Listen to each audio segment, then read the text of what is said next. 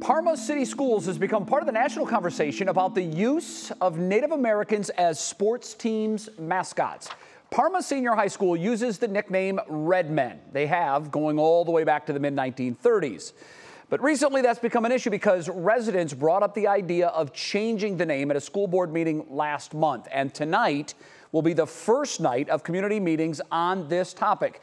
The superintendent of Parma School says the meetings are part of it. There's also a community survey, and there will be meetings with current students as well. All options are on the table at this point. A middle-of-the-road option is absolutely one we consider. We want to get consensus. We want to hear from both sides. There are, folks that have reached out and shared that they're very passionate about the logo remaining, and there's folks that have reached out and are very passionate about changing the logo. So we're really trying to consider all perspectives. All right, so here's the schedule. I mentioned there will be meetings tonight. You'll also have meetings on July 23rd as well as August 12th. Now, this community survey they're doing will be up until August 12th.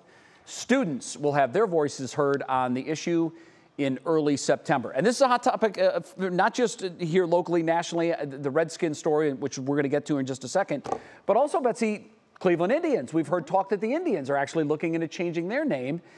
It's a dicey topic. Everybody has a pretty strong opinion. Where do you fall?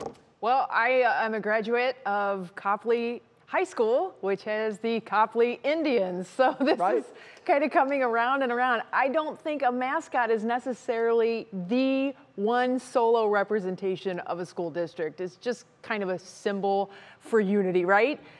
Indians, Redmen, whatever it's named, it's not necessarily bringing unity. So change it. It's not that big of a deal. We could stay blue and gold. We could stay blue and red. We could do whatever. But you don't have to have that one iconic image, which is not very iconic. If it is causing division, and it clearly, in the case of the Redskins, I don't think there's much question. This has caused division for decades now.